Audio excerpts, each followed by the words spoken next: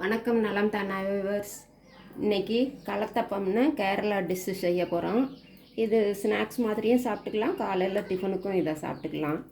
நம்ம பச்சரிசி, இந்த மாவு பச்சரிசி 1 கப்பு எடுத்து ஒரு 3 to 4 மணி நேரம் ஊற வச்சிடணும். ஊற வச்சுட்டு வடிச்சிட்டு இதை மிக்சியில் போட்டு நல்லா எந்த அளவுக்கு நைஸாக அரைக்க முடியுமோ அந்த அளவுக்கு அரைச்சிக்கணும். தண்ணி ஊற்றி அரைக்கணும், தண்ணி ஊற்றாமல் அரைக்கலாம். தண்ணி ஊற்றி தான் 1/4 பங்கு. இது 1 கப்பு எடுத்தோம்னா 1/4 டம்ளர். அரைக்க முடியாட்டி கொஞ்சம் கூட ஊற்றிக்கலாம், அதனால் தப்பு கிடையாது. ஆனால் கொஞ்சம் தண்ணி மாதிரி நம்ம அரைக்கிற அளவுக்கு. இதில் ஒரு பிஞ்சு ஜீரகம், நான் நல்லா ஒரு 1/2 ஸ்பூன் போடலாம். நான் 1/2 கப்பு அரிசி தான் எடுத்திருக்கேன், 1 கப்பு எடுக்கலை. இதில் இந்த அளவுக்கு ஜீரகம் 2 பங்கு போட்டோம்னா நல்லா ஒரு பிஞ்சு போடலாம். இது இந்த செரிமானத்துக்கு பச்சரிசின்னா நான் 2 ஏலக்காய் தோலோடவும் போடலாம், உரிச்சிட்டும் போடலாம். நான் உரிச்சிட்டு இந்த விதை மட்டும் போட்டோம்னா இந்த இன்னொன்று தோலோடவே போட்டுறேன். 4 அரைப்பட்டுரும். ஜீரகம், ஏலக்காய், ஒரு பிஞ்சு உப்பு போட்டுக்கலாம். மாவுலையும் கலந்துக்கலாம்.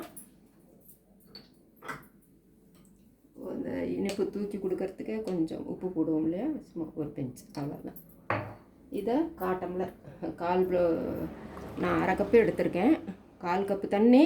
கொஞ்சம் அரைப்படாமல் இருந்துச்சுன்னா கொஞ்சம் தண்ணி கூடவும் ஊற்றிக்கலாம். இப்போ இதை அரைச்சிக்கிட்டு வந்துடுறேன். கொஞ்சமாக தண்ணி ஊற்றி அரைச்சிட்டு நிறையா போட்டோம்னா இப்போ 2 ட்ரிப்பாக போட்டுக்கலாம். இல்லைன்னா பெரிய மிக்சின்னா இந்த அரைச்சி பாருங்கள், 1/2 கப்பாக இருங்கவும் ஒரே சமயத்தில் ஏலக்காய் உப்பு எல்லாம் போட்டு அரைச்சிட்டேன். நமக்கு நிறையா வேணும்னா பெரிய மிக்சியில் போட்டு அரைச்சிக்கலாம்.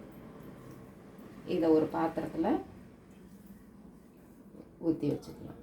ஏலக்காய் வாசம் அடிக்குது, கொஞ்சமாக தண்ணி ஊற்றி அதில் மிக்ஸ் பண்ணிக்கலாம்.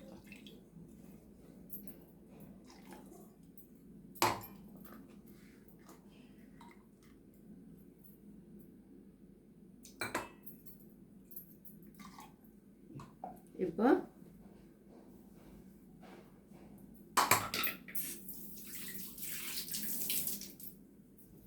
வெல்லம் 1/2 கப்பு அரிசி எடுத்தேன், அதனால் இப்போ 1/2 கப்பு வெல்லம்.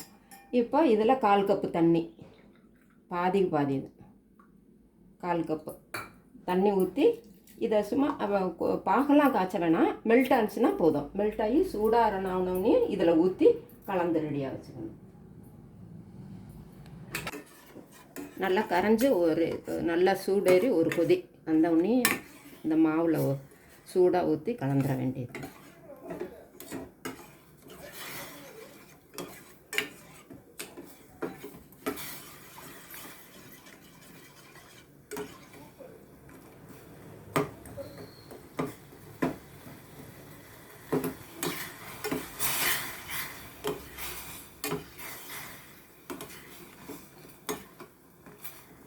இது ஒரு மாதிரி வித்தியாசமான ஆப்பம், நல்லா இருக்கும். நல்லா ஸ்வீட்டாக பிள்ளைங்களுக்கு சாப்பிட்றதுக்கெல்லாம் டேஸ்ட்டாக இருக்கும். இது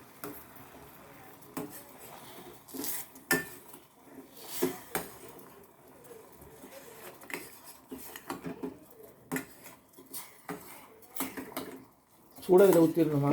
இந்த ஆயிடுச்சு. இது கல் இருந்ததுன்னா வடிகட்டி ஊற்றுங்க. இது கல் இல்லாத வெல்லம், அதனால் அப்படியே நான் ஊற்றிடுறேன். டவுட்டாக இருந்ததுனாலும் ஃபில்டர் பண்ணியும் ஊற்றலாம். இதில் வெள்ளத்துகள் தான் இருக்குது. நல்லா கொதிக்கும். இப்போ இதில் இந்த சூட்டோடவே இதில் ஊற்றிடுறேன். ஊற்றி கிளறி ரெடியாக வச்சுக்கணும். இப்போ இதில் குக்கரில் வச்சிடணும். குக்கர் வச்சு நெய்யும் எண்ணெய் ஒரு 2 ஸ்பூனு. இந்த 1/4 கப்புக்கான அரிசிக்கு, இது 1/2 கப்புக்கான அரிசிக்கு 1 ஸ்பூன் நெய். ஊற்றி தேங்காய் பல்லாக போட்டால் ரொம்ப டேஸ்ட்டாக இருக்கும். அது நான் தேங்காய் துருவி வச்சது இருக்கிறதுனால நான் தேங்காய் போடுறேன், தேங்காய் துருவுனது போடுறேன். இதை போட்டு இதை வறுத்துக்கணும்.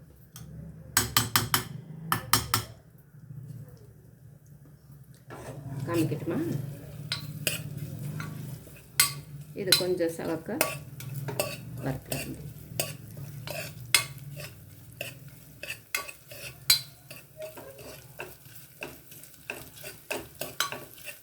பல்லாக போட்டோம்னா அப்படியே அடியில் ஸ்டோர் ஆகி அப்படியே அழகாக நிற்கும்.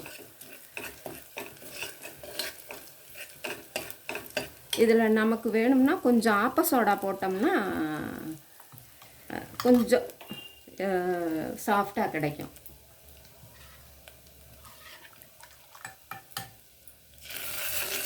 ஒரு துளி வேணும்னா போட்டுக்கலாம், இல்லை வேணான்றவங்க அவாய்ட் பண்ணுறவங்க விட்டுடலாம். இந்த தேங்காய் வாசம் வந்துருச்சு, இன்னும் கொஞ்சம் சவக்க வறுத்துக்கலாம். நெய்யில் தேங்காய் வறுபடுறதுனால நல்லா வாசமாக இருக்குது.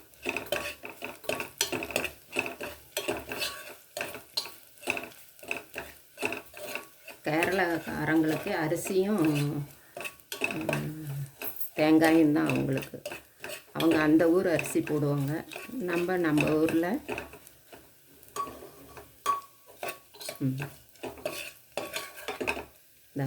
வெந்துருச்சு. அதாவது வெந்துருச்சு மீன்ஸ் நல்ல ரோஸ் கலர் ஆகிடுச்சு. ஊற்றிடலாமா? இப்போ இதுவும் கொஞ்சம் வாமாக இருக்குது, அதுவும் சூடாக இருக்குது. அப்படியே ஊற்றிட வேண்டியது.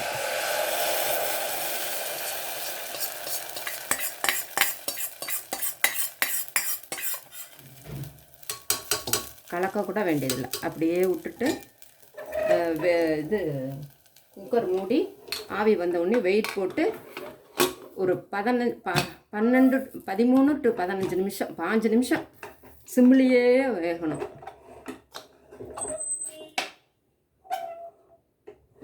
இன்னும் 1 நிமிஷம் ஆனவுடனே வெயிட் போட்டுக்கலாம். இப்போவே வர ஆரம்பிச்சிச்சு. ரெண்டும் சூடாக இருந்ததுனால போட்டு 5 நிமிஷம் கழித்து எடுத்து அதுக்கப்புறம் பார்க்கலாம். ஒரு 5 நிமிஷம் ஆனவுடனே சவுண்டும் வரும்.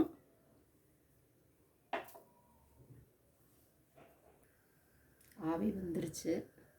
வெயிட் போட்டு எத்தனை விசில் வரணும்?